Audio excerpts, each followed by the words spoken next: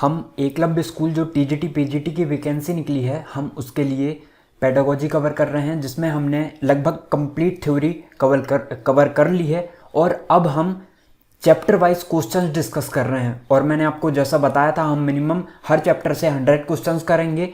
तो हमने लगभग 30-40 क्वेश्चन पहले कर लिए थे एवेल्यूशन के, मूल्यांकन के, और ये पार्ट सेकंड है हमारा, जिसमें हम 30-40 क्वेश्चन फिर डिस्कस कर रहे होंगे। तो आपको बस कुछ नहीं करना है, पहले आपको थ्योरी एक बार पढ़ लेनी है। यदि आपने पहले थ्योरी नहीं भी पढ़ी है तो भी आपको यहाँ पे 100% समझ में आ जाएगा, ठीक है। और एक और बात, आपने देखिए, सबसे पहली बात है आपको समझना बहुत ज़रूरी है चीज़ों को, क्योंकि आपको यदि आप चीज़ों को समझोगे नहीं तो देखिए, कभी कभी ऐसा होता है कि आपको हर बार पेडागोजी में जब भी आप कोई भी क्वेश्चन सॉल्व कर रहे हो तो वहाँ पे आपके ऑप्शन 4 रहते हैं, वहाँ से आप 2-1 आसानी से एलिमिनेट कर लेते हो। लेकिन कभी कभी ऐसी कंडीशन बन जाती है कि आपको 3 या 4 ऑप्शन, चारों ऑप्शन या 3 ऑप्शन आपको लगते हैं कि तीनों में से आंसर हो सकता है। तो ऐसी कंडीशन के लिए आपको थ्योरी आना बहुत ज़्यादा ज़रूरी है, ठीक है। और हम यही चीज़ डेवलप कर रहे हैं कि आपकी अप्रोच कैसी होनी चाहिए जब आप पेपर सॉल्व करो तो, ठीक है, एग्जाम टाइम में। और अभी आप उसी अप्रोच को लेके चलोगे तो आपको बहुत ज़्यादा फायदा होगा और आप मैक्सिमम स्कोर पेडागोजी पे कर पाओगे, ठीक है।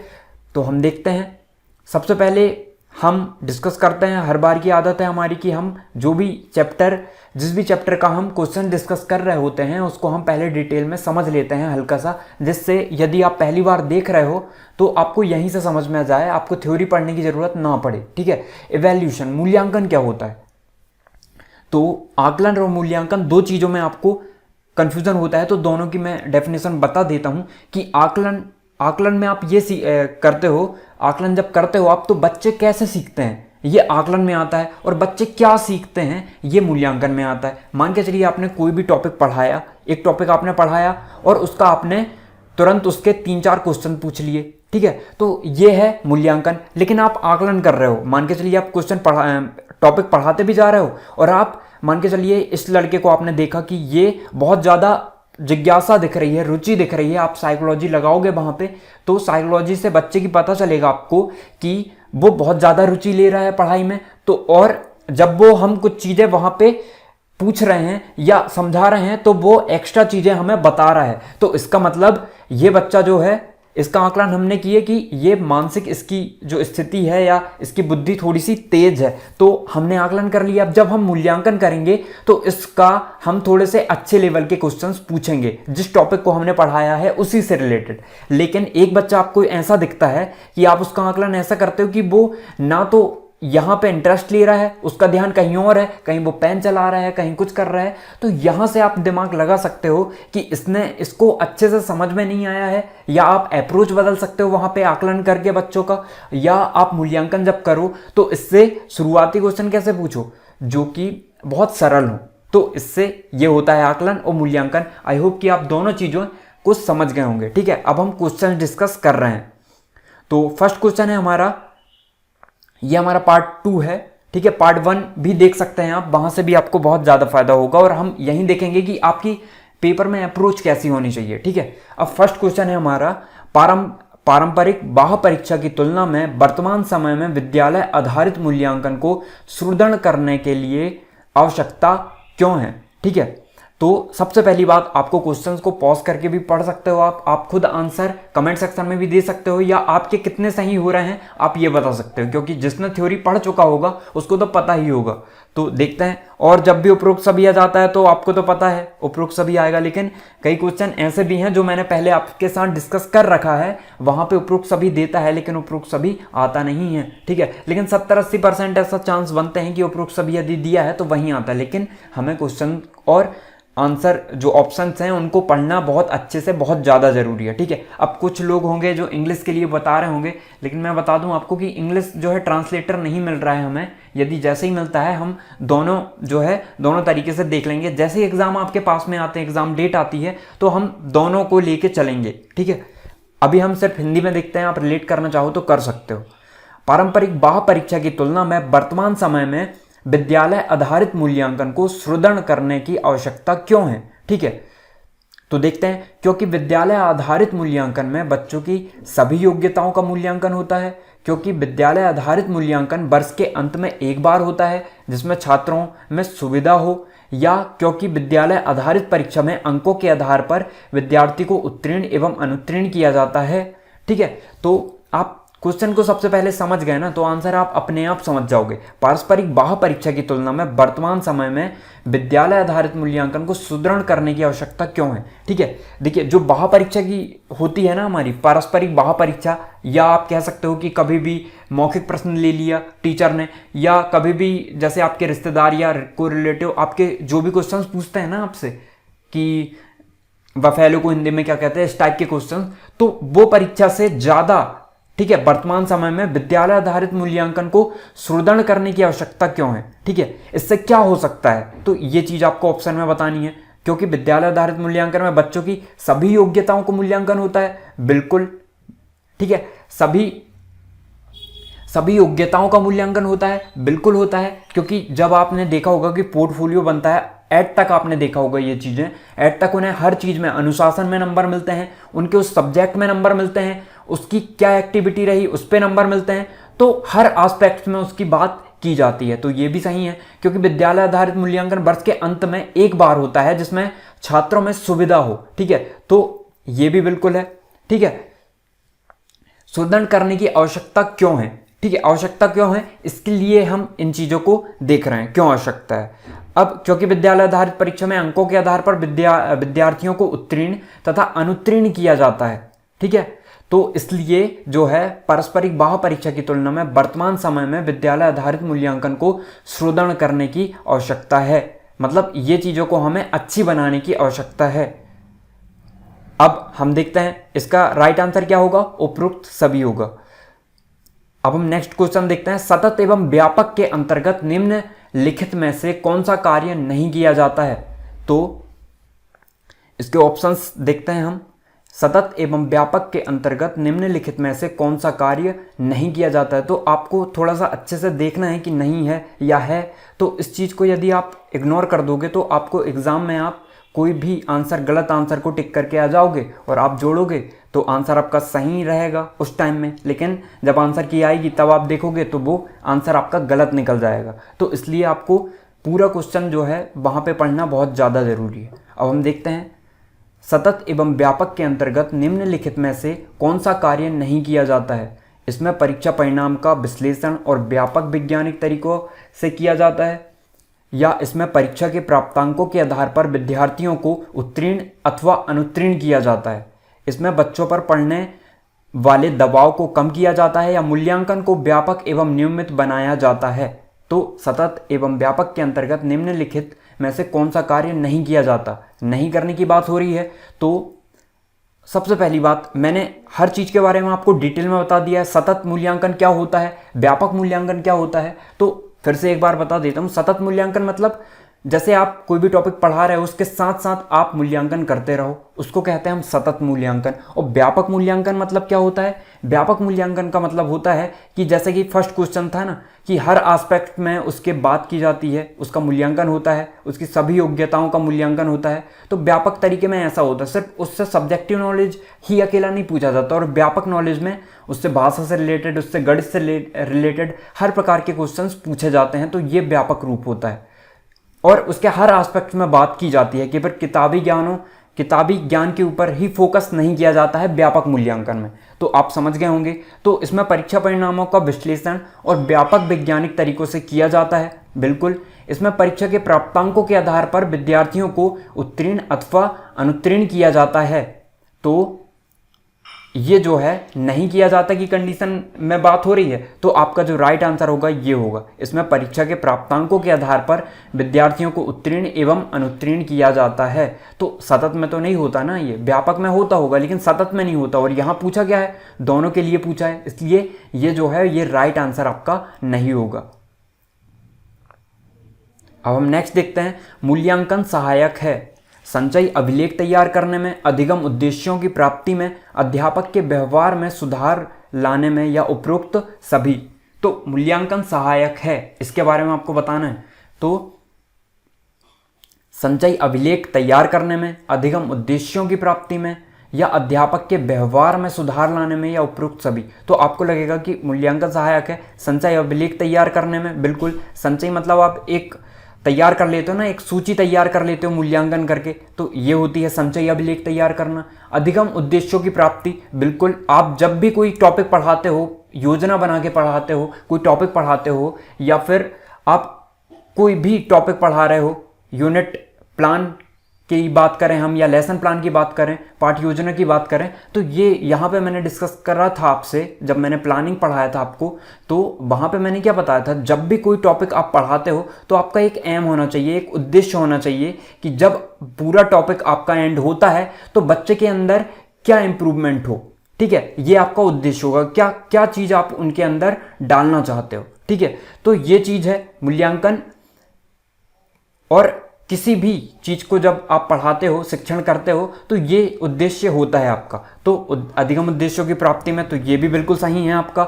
अध्यापक के व्यवहार में सुधार लाने में, ठीक है, तो ये भी आपको लग रहा होगा कि हम तो मूल्यांकन सिर्फ बच्चों का करते हैं तो इसमें ये कैसा आ सकता है, तो मैं आपको बता दूं ये भी आपका सही है। ठीक है, अध्यापक के व्यवहार में सुधार लाने में। अब ये क्यों जरूरी है, मान के चलिए अध्यापक का व्यवहार क्या है, उसका दो प्रकार से मैं आपको समझाऊंगा। अध्यापक का व्यवहार मान के चलिए कि वो सिर्फ एक ही अप्रोच को पढ़ाता है, भले कैसे ही बच्चे हों, तो क्या होगा जब वो एक ही अप्रोच रखेगा, तो जब वो मूल्यांकन करेगा बच्चों का तो अधिकतर बच्चे उसमें क्या कर देंगे, फेल हो जाएंगे या सही उनका परिणाम नहीं आएगा। तो इससे क्या होगा, अध्यापक को व्यवहार में सुधार करना पड़ेगा कि वो अप्रोच कैसी रखे, कि जिस तरीके से ऐसी अप्रोच रखे कि हर प्रकार के बच्चे को फायदा मिल सके। तो ये समझ गए आप कि अध्यापक के व्यवहार में सुधार लाने में भी मूल्यांकन का प्रयोग है या मूल्यांकन इफेक्टिव है। तो आपका जो राइट आंसर होगा वो डी ऑप्शन होगा, उपरोक्त सभी। अब हम नेक्स्ट देखते हैं 4 नंबर, सतत एवं व्यापक मूल्यांकन में निम्नलिखित में से किसका मूल्यांकन नहीं किया जाना चाहिए। तो देखिए, देखते हैं हम ऑप्शन में, छात्रों के विभिन्न विषयों क्षेत्रों के कौशल, ये तो किया जाता है, विभिन्न विषयों का और क्षेत्रों के कौशल का आप व्यापक में करते हो, सतत में भी करते हो। छात्रों के विभिन्न विषय क्षेत्रों में सफलता का स्तर, बिल्कुल इसके लिए भी। छात्रों की सामाजिक आर्थिक स्थिति, आप इसके लिए मूल्यांकन कभी भी नहीं करते हो कि आप इसके लिए मूल्यांकन करोगे कि उनकी आर्थिक स्थिति कैसी है।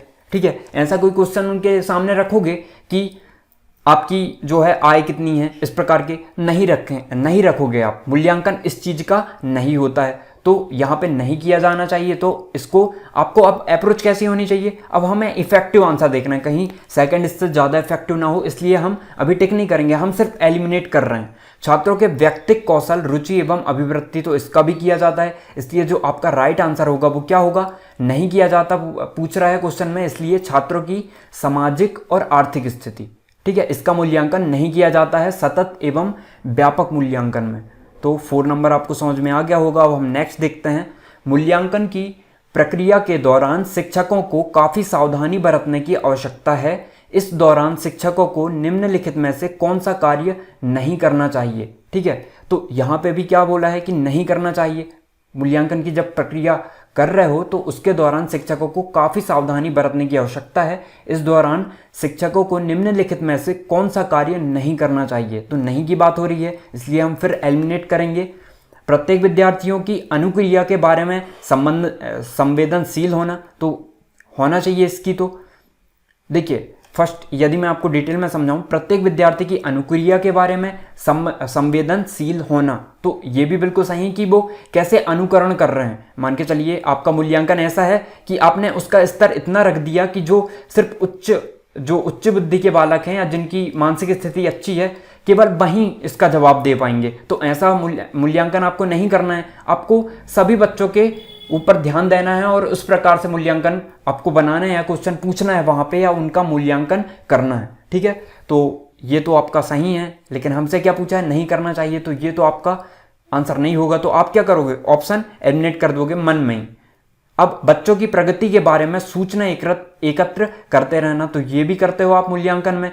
शिक्षार्थियों को विभिन्न वर्गों में विभाजित कर उनके बीच तुलना करना, तो आप ये करते हो, आप ये नहीं करते हो। शिक्षार्थियों को विभिन्न वर्गों में विभाजित कर उनके बीच तुलना करना, तो ये तो नेगेटिव है, पढ़ के ही आपको समझ में आ रहा होगा। हम कभी भी कोई भी हमारी जो एजुकेशन पॉलिसी है या फिर हमारी शिक्षा नीति है, कभी भी आपको ये चीज़ों के बारे में कभी भी फोर्स नहीं किया जाता है कि आप बच्चों को अलग तरीके से बनाओ। मतलब उनका मूल्यांकन किया आपने और उनको क्या कर दिया, विभिन्न वर्गों में विभाजित कर दिया कि ये लाइन जो है वो अच्छे बालकों की रहेगी जिनके अच्छा स्कोर आया है, ये जो है ये वाली लाइन अलग बालकों की रहेगी जिनके थोड़े कम नंबर आए हैं। तो इस प्रकार से उनको विभाजित नहीं किया जाता है। तो आपका आंसर क्या होगा, सी नंबर। ठीक है। बच्चों की विभिन्न प्रकार की सूचनाओं को अभी लेखबद्ध करना, तो ये भी बिल्कुल सही है। पोर्टफोलियो में आप यही चीजें करते हो। पोर्टफोलियो के बारे में मैंने आपको प्रीवियस वीडियो में बता चुका है। अब हम नेक्स्ट देखते हैं, मूल्यांकन में गुणात्मक पक्ष का मापन करते हैं। 6 नंबर क्वेश्चन, साक्षात्कार एवं अवलोकन के द्वारा मूल्यांकन के गुणात्मक पक्ष का मापन करते हो आप। किसके द्वारा करते हो, साक्षात्कार एवं अवलोकन के द्वारा। बिल्कुल, छात्रों के गुणों के स्पर्श के द्वारा। गुणों को स्पर्श तो किया नहीं जा सकता। लिखित परीक्षा के द्वारा, गुणात्मक आप कभी भी लिखित परीक्षा से नहीं कर सकते, मौखिक परीक्षा के द्वारा तो ये हो सकता है। लेकिन आपको एग्जैक्ट आंसर क्या बताना है, जो सबसे सटीक हो, यही होता है। देखिए, ये भी बता सकते हो मौखिक परीक्षा और साक्षात्कार, लेकिन साक्षात्कार एवं अवलोकन जो है ये इफेक्टिव आंसर है आपका। इसलिए क्या होगा, साक्षात्कार एवं अवलोकन के द्वारा। अवलोकन मतलब पहले ही बता दिया मैंने, असेसमेंट मतलब क्या होता है।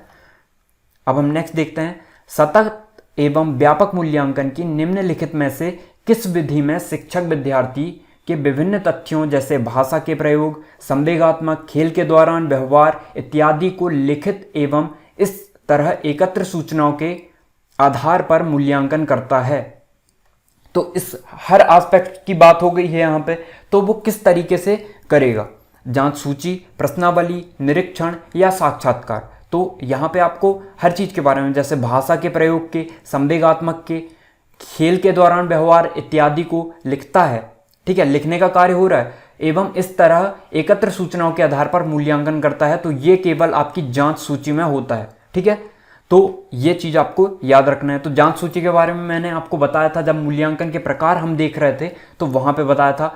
मूल्यांकन के टूल्स में बताया था आपको मैंने। ठीक है, तो ये चीज आप वहां जाके देख सकते हो। मूल्यांकन द्वारा पता चलता है, 8 नंबर क्वेश्चन, छात्र के मानसिक विकास का, ये छात्र होगा। ठीक है, टाइपिंग मिस्टेक होगी। छात्र की शैक्षिक स्थिति तथा प्रगति का, छात्र के सामाजिक विकास का या छात्र की सोच का, छात्र होगा यहाँ पे। तो मूल्यांकन द्वारा पता चलता है।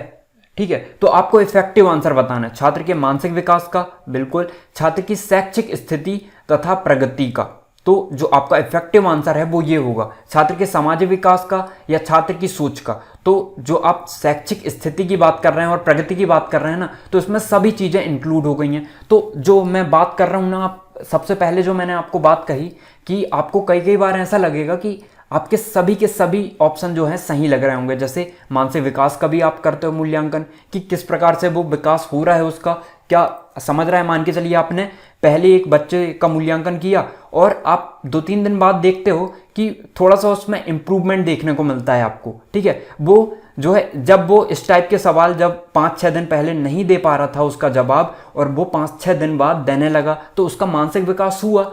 तो बिल्कुल मूल्यांकन के द्वारा आपको पता चलता है ये चीजें भी। लेकिन आप, ये इफेक्टिव आंसर है आपका। ठीक है, इन चीजों, ये सारी चीजें इसमें इंक्लूड है। तो आपका जो एग्जैक्ट आंसर होगा वो बी नंबर होगा, छात्र की शैक्षिक स्थिति तथा प्रगति का।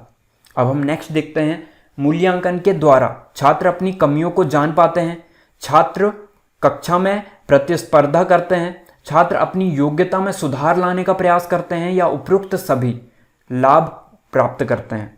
तो मूल्यांकन के द्वारा क्या करते हैं ये आपको बताना है। छात्र अपनी कमियों को जान पाते हैं, बिल्कुल।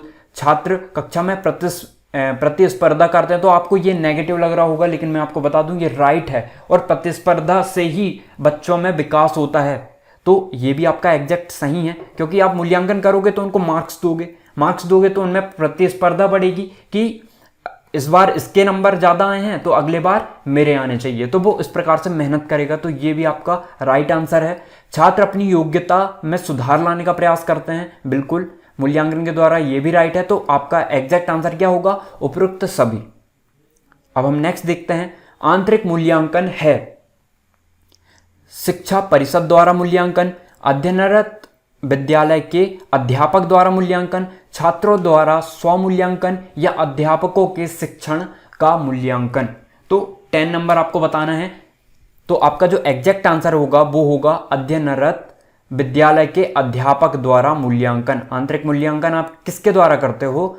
आपका आंतरिक मूल्यांकन बी ऑप्शन के द्वारा होता है, अध्ययनरत विद्यालय के अध्यापकों द्वारा मूल्यांकन। एक क्वेश्चन आप हमारा आएगा आगे कि ज़्यादा इफेक्टिव तरीके से मूल्यांकन आप कब कर सकते हो? जब आपके विद्यालय के ही कोई शिक्षक आपकी परीक्षा लें। ऐसा नहीं कि कोई अदर आके ले, तो वो आप अच्छे तरीके से आपको जानता नहीं है। वो हर बच्चों को, आपके विद्यालय का अध्यापक आपके हर बच्चे को जानता है, आपकी क्लास के हर बच्चे को जानता है कि किस बालक से किस टाइप के हमें क्वेश्चन पूछना है। लेकिन जो आएगा कोई प्रेक्षक लेने के लिए, तो वो बता नहीं सकता कि इस बच्चे को कहो वो कोई जो बहुत अच्छा बच्चा है उससे बहुत आसान क्वेश्चन पूछ ले, और जो बच्चा ठीक नहीं है पढ़ाई में, उतना अच्छा नहीं है बाकी बच्चों से, तो उससे बहुत कठिन क्वेश्चन पूछ ले, तो वो अच्छे तरीके से मूल्यांकन नहीं कर पाएगा। इसलिए आपका राइट आंसर कौन सा होगा? बी होगा।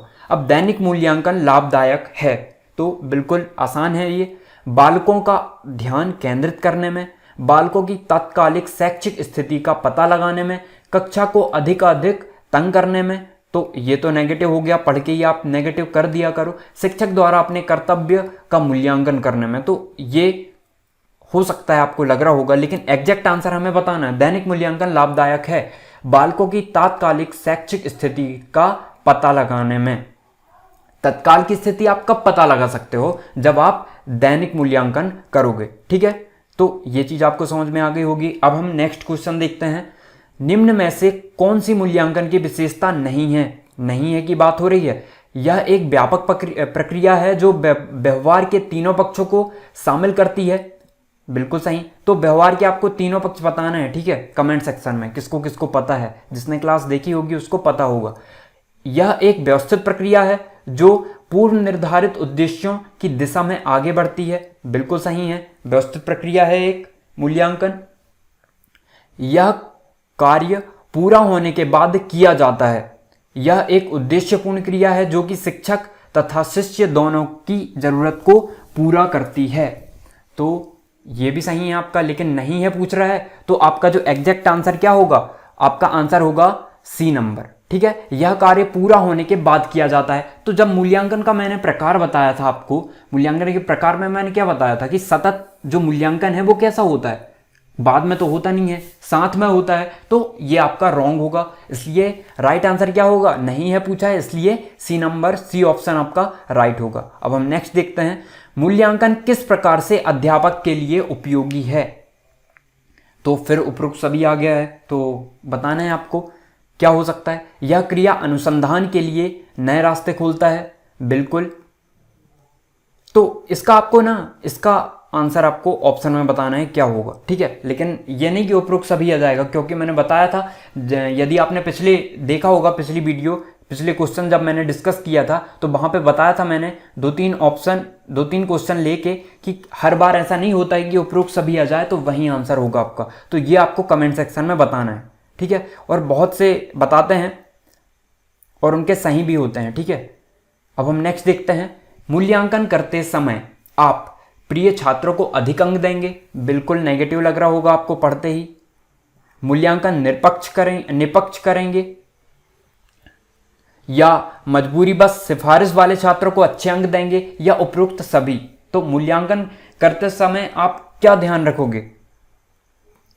मूल्यांकन निष्पक्ष करेंगे। ठीक है, तो मतलब आप किसी के पक्ष को नहीं देखोगे, मतलब आपके सामने सब एक समान है। ऐसा नहीं कि जो प्रिय है उसको अधिक नंबर दे दिए, तो मूल्यांकन आपका सही तरीके से नहीं हो पाएगा। ठीक है, तो इस प्रकार आपको ध्यान ये भी देना है कि मजबूरी बस सिफारिश वाले छात्रों को अच्छे अंक दे देना, कि किसी ने सिफारिश कर दी और आपने उसको अच्छे अंक दे दिए। तो मूल्यांकन का काम ये नहीं है। मूल्यांकन का तो है कि कितना विकास हो रहा है बच्चे का, ये पता लगाना। ठीक है, कितना उसमें पॉजिटिव इम्पैक्ट आ रहा है, ये आपका मूल्यांकन करते समय आपको ध्यान देना पड़ता है।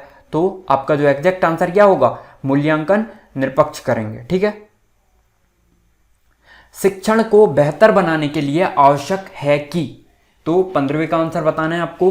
पाठ्यक्रम को बार बार दोहराया जाए, शिक्षण को बेहतर बनाने के लिए आवश्यक है कि पाठ्यक्रम को बार बार दोहराया जाए, बिल्कुल लग रहा होगा आपको। गृह कार्य दिया जाए, बिल्कुल। छात्रों को प्रश्न पूछने के लिए प्रोत्साहित किया जाए, बिल्कुल सही है। छात्रों को मूल्यांकन और समस्या समाधान साथ साथ किए जाएं।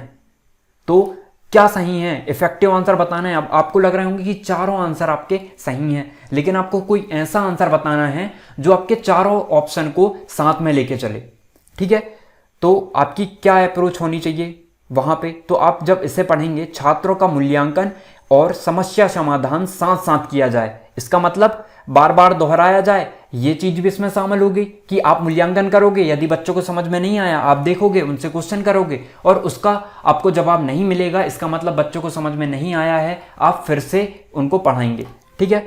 अब यदि हम बात करें समस्या समाधान साथ साथ किया जाए, तो बिल्कुल गृह कार्य दिया जाए तो ये तो है, लेकिन जो एग्जैक्ट आएगा आपका ये होगा, ठीक है। शिक्षण को बेहतर बनाने के लिए बात हो रही है, गृह कार्य की तो बात नहीं हो रही है, कि उसके बाद की बात नहीं हो रही है, हमें तुरंत की बात करने की। जब शिक्षण कर रहे हो तो उसको कैसे बेहतर बनाया जा सकता है। तो आपका जो एग्जैक्ट आंसर होगा वो डी नंबर होगा। अब हम नेक्स्ट देखते हैं, मूल्यांकन आंकड़ों की अर्थपूर्ण व्याख्या के लिए विश्लेषण के मुख्य सोपान बताइए, ठीक है।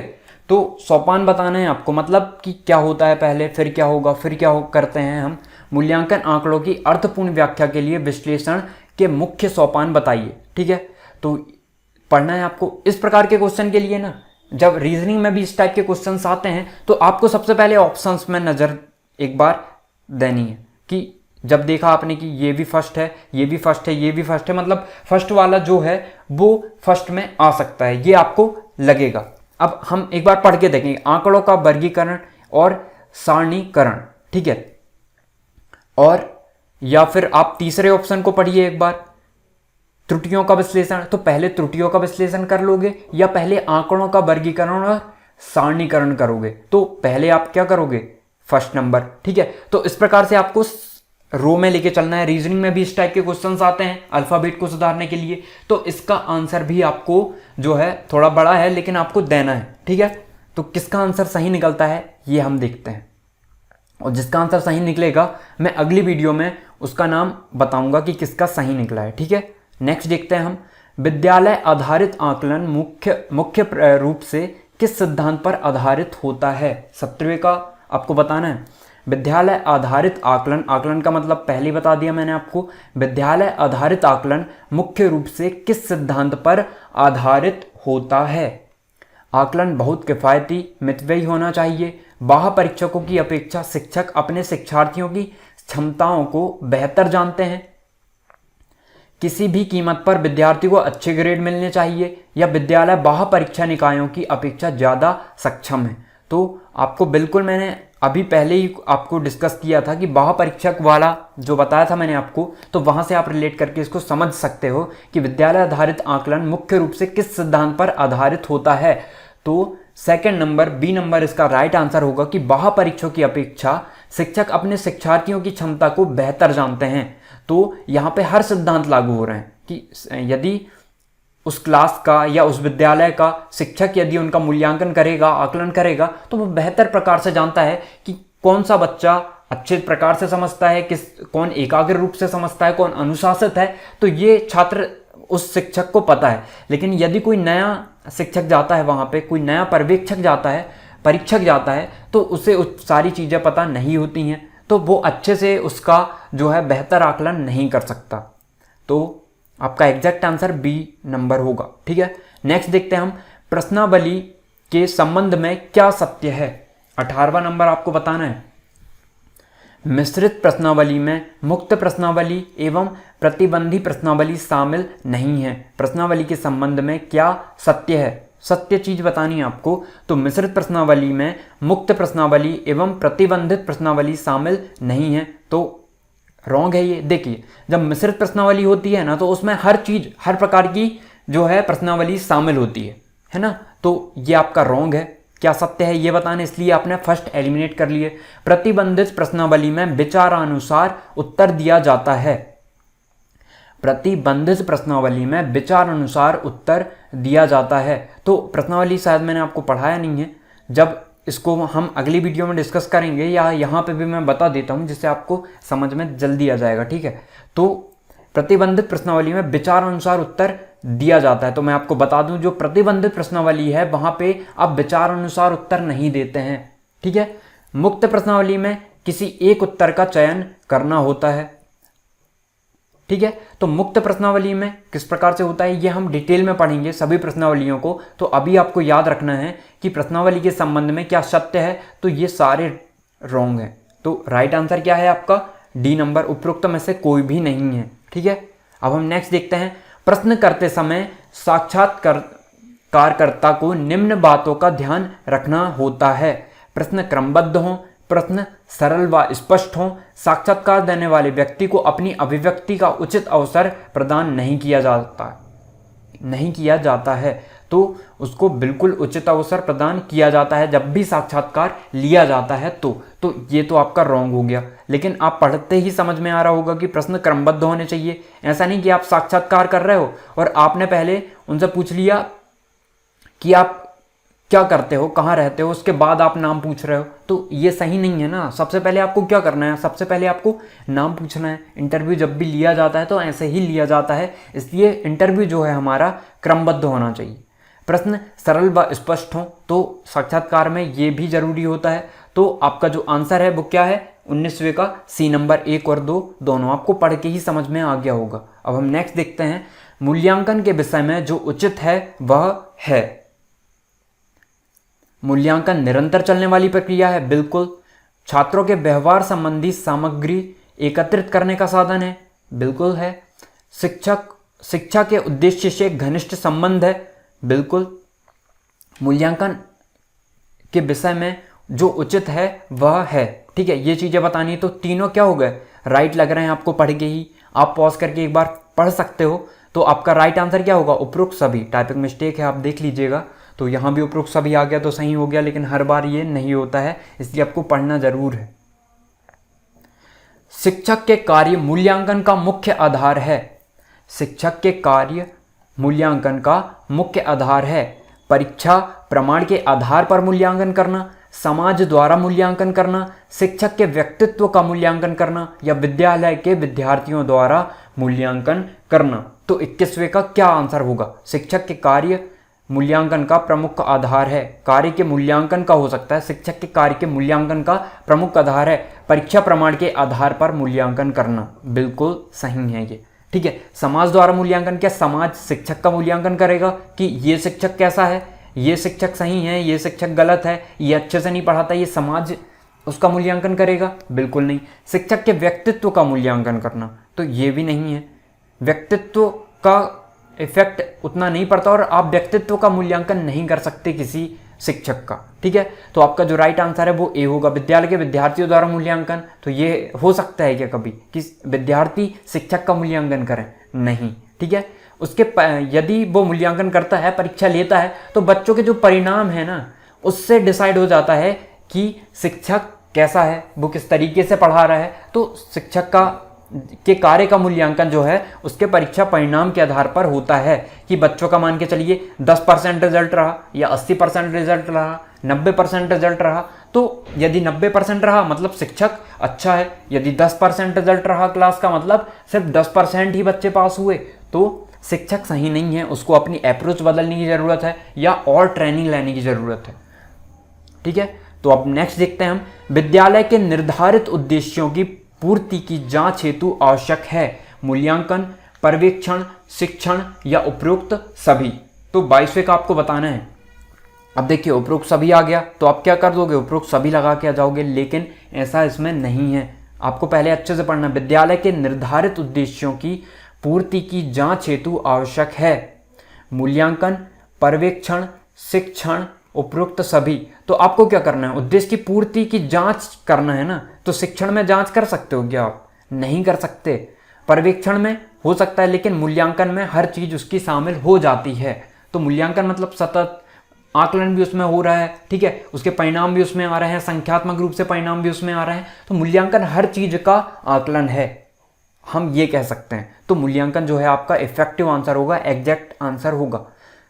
तो ये समझ में आ गया। अब हम नेक्स्ट देखते हैं, जवाहर योजना जैसे सरकार बखूबी चला रही है के प्रति लोगों को मनोव्रत जांचने का सबसे उत्तम एवं वैज्ञानिक तरीका है। ठीक है, 23वां नंबर, साक्षात्कार है, प्रश्नावली है, प्रयोग है या प्रेक्षण है। तो जवाहर योजना जो है जैसे सरकार बखूबी चला रही है के प्रति लोगों को मनोव्रत जांचने का सबसे उच्चतम या उत्तम वैज्ञानिक तरीका है, उनके मनोव्रत को जानना है। ठीक है, तो साक्षात्कार करते हैं हम। जवाहर नवोदय विद्यालय आपने सुना होगा, नवोदय विद्यालय में एनवीएस में जिनका एडमिशन होता है तो वहाँ पे क्या साक्षात्कार होते हैं? नहीं। प्रयोग होते हैं, प्रैक्टिकल लिए जाते हैं उनसे, या प्रेक्षण होते हैं? नहीं, उनसे क्या होती है? प्रश्नावली होती है। आप देखते होंगे कि 100 क्वेश्चंस पूछे जाते हैं और उसमें से उनकी मेरिट लिस्ट बनती है, वहाँ पे इंटरव्यू नहीं लिया जाता। तो आपका एग्जैक्ट आंसर क्या होगा? 23वां का बी नंबर।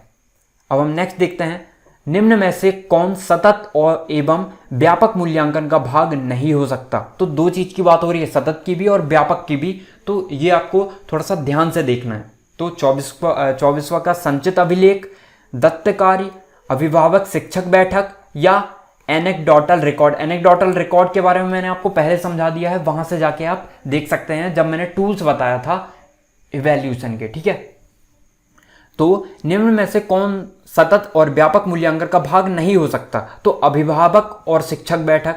तो मूल्यांकन इससे कर सकते हो क्या आप, सतत और व्यापक? नहीं, अब अभिभावक और शिक्षक बैठक में मूल्यांकन नहीं होता है, मैं आपको बता दूं। तो आपका एग्जैक्ट आंसर क्या होगा? नहीं हो सकते की बात हो रही है तो अभिभावक और शिक्षक बैठक। ठीक है, तो ये आंसर आपका सही होगा। बाकी ये जो 3 ऑप्शन है वो राइट हैं आपके। अब मूल्यांकन को व्यापक तभी माना जा सकता है जब 25वें का बताना है आपको, सभी अध्यापक मूल्यांकन करें, सभी उद्देश्य मूल्यांकित किए जाएं, बच्चों के व्यक्तित्व के सभी पक्षों का मूल्यांकन हो या संपूर्ण विषय वस्तु का मूल्यांकन हो। तो यहाँ पे मूल्यांकन आपने देखा होगा, हमने जो ऑप्शन पढ़े, सभी अध्यापक मूल्यांकन करें, सभी अध्यापक मूल्यांकन करते ही हैं। तो हमें क्या बताना, मूल्यांकन को व्यापक तभी माना जाता है जब बच्चों के व्यक्तित्व के सभी पक्षों का मूल्यांकन हो, जो कि मैंने आपको सबसे पहले जब मैंने डेफिनेशन बताया था वीडियो के स्टार्टिंग में, तो आपको सभी चीज़ें इसके बारे में बताया था कि सब हर एस्पेक्ट्स में, हर पहलू में उसका मूल्यांकन होता है, तभी हम उसे व्यापक कहते हैं। ठीक है, एक बार हम कह सकते हैं कि सतत में ये चीज़ें नहीं देखी जा सकती, लेकिन व्यापक में आपकी हर चीज़ें देखी जाती हैं। तो आपका एग्जैक्ट आंसर क्या होगा? C number. लेकिन आपको यहाँ भी सभी ऑप्शन राइट लग रहे होंगे, तो ये चीज़ें हैं, आपको कैसी अप्रोच रखनी चाहिए ये भी हम देख रहे हैं। मूल्यांकन का उद्देश्य है, 26वां नंबर आपको बताना है, मूल्यांकन का उद्देश्य है बालकों की धीमी गति से सीखने वाले एवं प्रतिभाशाली बालकों के रूप में लेबल करना। तो बिल्कुल नहीं किया जाता है ऐसा। लेबल किया जाता है, मूल्यांकन नहीं। कभी भी बच्चों को हम समावेश देखते हैं, हम कभी भी उनको जो है उनमें प्रतिस्पर्धा या फिर हम कह सकते हैं उनको हम नंबर के आधार पर नहीं बांटते हैं, विभाजित नहीं कर सकते हैं। हम समावेशन की क्रिया को फॉलो करते हैं, ना कि विघटित वाली। ठीक है, तो ये चीज़ आपको ध्यान रखनी है कि उनके ऊपर कोई लेवल नहीं लगाना है हमें, सिर्फ हमें याद रखना है चीज़ों को कि कौन बच्चा अच्छा है, कौन बच्चा अच्छा नहीं है। लेकिन उनमें जो है ये नहीं डालनी है कि ये बच्चे बहुत अच्छे हैं तो इनकी एक अलग सेक्शन बना दिया गया, ये बच्चे कमज़ोर है तो इनका अलग सेक्शन, या उसी क्लास में इनको अलग बिठाया जाता है। तो ऐसा नहीं किया जाता। मूल्यांकन का उद्देश्य ये नहीं है, तो ये रॉन्ग है। जिन बालकों को उपचारात्मक शिक्षा की आवश्यकता है उनकी पहचान करना। तो अब सबसे पहली बात है 26वें का क्वेश्चन देख रहे हैं हम, तो ये भी रॉन्ग है आपका। देखिए, जिन बालकों को उपचारात्मक शिक्षा की आवश्यकता है उनकी पहचान करना, तो आप ये भी नहीं कर सकते। हम इंक्लूसिव एजुकेशन में क्या देखते हैं, हम हर प्रकार के बच्चे, चाहे वो आर्थिक रूप से कमज़ोर हों, किसी अन्य धर्म के हों, किसी रूप से विकलांग हों, हम सभी को एक छत के नीचे एक स्कूल में शिक्षा के अवसर प्रदान करना या उन्हें शिक्षा देना की बात करते हैं हम। तो उन्हें ऐसा नहीं करना है कि उनकी पहचान करके आप उन्हें एक उपचारात्मक शिक्षा अलग से दें, तो ऐसा नहीं करना है। हमें सभी को, भले ही हम कुछ मटेरियल का यूज कर सकते हैं, टीचिंग लर्निंग मटेरियल हो सकते हैं, या कुछ ऐसे मटेरियल्स का यूज कर सकते हैं जिन वो भी समझ सकें उन चीज़ों को उसी क्लास में, लेकिन उन्हें अलग से नहीं पढ़ाना है हमें। तो ये भी रॉन्ग है। अधिगम की कठिनाइयाँ व समस्या वाले क्षेत्रों का पता लगाना, तो मूल्यांकन का उद्देश्य बिल्कुल है, ये करते हैं आप। उत्पादन जीवन जीने के लिए शिक्षा किस सीमा तक तैयार कर पाई है का पुष्टिकरण प्रदान करना। तो देखना है हमें इफेक्टिव आंसर क्या है। अधिगम की कठिनाइयों व समस्या वाले क्षेत्रों का पता लगाना। मूल्यांकन में आप ये भी करते हो, लेकिन जो आपका इफेक्टिव आंसर है उत्पादन जीवन जीने के लिए शिक्षा किस सीमा तक तैयार कर पाई है का पुष्टि पोषण प्रदान करना, यही मूल्यांकन का उद्देश्य है जो इफेक्टिव है। आप क्या करते हो, मूल्यांकन करने के बाद आप प्रतिपुष्टि कर देते हो, ठीक है, कि इस बच्चे के इतने नंबर हैं, इस बच्चे के इतने नंबर है, सभी का मूल्यांकन और उनको किस तरीके से उनको जो है उन्होंने सीखा है, आप इस चीज की पुष्टिकरण कर देते हो। तो मूल्यांकन का उद्देश्य यही है, आपका जो मेन उद्देश्य है। तो आपका एग्जैक्ट आंसर क्या होगा, डी नंबर। बच्चों का मूल्यांकन होना चाहिए बोर्ड परीक्षा द्वारा, सतत एवं व्यापक मूल्यांकन द्वारा, गृह परीक्षा द्वारा या लिखित एवं मौखिक परीक्षा के द्वारा। तो सबसे इफेक्टिव आंसर क्या है आपका, सतत एवं व्यापक मूल्यांकन के द्वारा। आप ये तो करते ही हो, लेकिन जो आपका इफेक्टिव आंसर वो क्या होगा, सतत एवं व्यापक मूल्यांकन के द्वारा। तो ये जो सतत एवं व्यापक मूल्यांकन है ना, इसके अंदर सभी प्रकार के मूल्यांकन आपके आ जाते हैं, ठीक है। अब हम नेक्स्ट देखते हैं, एक समाज वैज्ञानिक होने के नाते आप अवैध आंकड़ों के संग्रहण के लिए निम्नलिखित में से किसे महत्वपूर्ण समझते हैं। सिर्फ प्रश्नावली को, सिर्फ अनुसूची को, प्रश्नावली व अनुसूची दोनों को, इनमें से कोई नहीं। तो एक समाज वैज्ञानिक होने के नाते आप अवैध आंकड़ों के संग्रहण के लिए निम्नलिखित में से किसे महत्वपूर्ण समझते हैं। तो देखिए, सिर्फ आप प्रश्न कर लो उनका, तो आंकड़े आप संग्रहण कर सकते हो। आप कितने बच्चों का याद कर पाओगे, याद रख पाओगे, तो हमें उनको अनुसूची में ही करना है। और जब मैंने आपको पहले ही बता दिया, जब सिर्फ आ जाए, केवल आ जाए, ही आ जाए, जब एक ही ऑप्शन बताए कि मैं ही आंसर हो सकता हूं, तो वो आंसर हमेशा रॉन्ग होता है पेडागोजी में। आप ये देख सकते हो। और इन जो है ये कोड वर्ड जो है मैं अलग वीडियो में आपको बताऊंगा। तो आपको ये चीज़ें याद रखनी है कि जब सिर्फ आ जाए, केवल आ जाए, तो इन्हें नेगेटिव माना जाता है कि सिर्फ बालक ही इस चीज़ को कर सकते हैं या सिर्फ बालिका ही कर सकती है। तो इन चीज़ों को हम नेगेटिव मानते हैं, ठीक है। तो इसका एग्जैक्ट आंसर क्या होगा, प्रश्नावली व अनुसूची दोनों में आपको रखना होता है उनके आंकड़ों को, क्योंकि हर आंकड़े कैसे होते हैं, अलग अलग होते हैं, तो सबको आप याद नहीं रख सकते। इसलिए प्रश्नावली तो करते ही हैं हम, लेकिन उनकी अनुसूची भी बनाई जाए उनके परिणामों की, ठीक है। तो ये हो गया। नेक्स्ट देखते हैं हम, मूल्यांकन की वैधता से तात्पर्य है। मूल्यांकन की वैधता है, वैधता मैंने बहुत अच्छे से बताया था आपको, ठीक है। तो इस चीज का आपको जो है कमेंट सेक्शन में बताना है। एक मैंने पहले बताया था, 1-2 क्वेश्चन, और ये तीसरा, ठीक है। जो तीनों क्वेश्चन के जवाब देगा या जो भी देगा उसका अगले वीडियो में नाम लिया जाएगा, ठीक है। तो आपको बताना है कि कौन सही आंसर देता है, ठीक है। अब हम नेक्स्ट देखते हैं। आप समझ गए इसको, वैधता मैंने बहुत अच्छे से बताया। जिसको समझ में नहीं आई होगी तो वो वाली वीडियो देख सकता है, या फिर जिसको पता होगा तो वो कमेंट सेक्शन में इसका आंसर दे सकता है, ठीक है। नेक्स्ट देखते हैं हम, साक्षात्कार जिसे आंग्ल भाषा में इंटरव्यू कहते हैं, इसकी उत्पत्ति इंटर हाई शब्द से हुई है। इंटर हाई किस भाषा का शब्द है। इस प्रकार के भी क्वेश्चन आपके पूछे जाते हैं, लेकिन ये फैक्ट वाला क्वेश्चन हो गया, जैसे कि मैंने आपको पहले भी बता दिया। जैसे कोई वैज्ञानिक का कथन हो गया, तो जो चीज़ें हैं उसका हम कोई लॉजिक नहीं बता सकते कि यदि इस भाषा से लिया गया है तो इसी भाषा से लिया गया है वो, ठीक है। इसमें कोई लॉजिक वाली बात नहीं है। तो इसलिए आपका जो तीसरे का आंसर है वो है सी नंबर, फ्रेंच भाषा का, ठीक है। तो आपको समझ में आ गया होगा। हमारे 30 ही क्वेश्चन थे, तो ये हमारा पार्ट 2 था। हमने लगभग 50-60 क्वेश्चन कर लिए हैं। हमें लगभग 100 क्वेश्चन करने हैं मूल्यांकन अकेले के और हर चैप्टर के। तो आपको जो भी प्रॉब्लम हो आप कमेंट सेक्शन में बता सकते हो। ओके।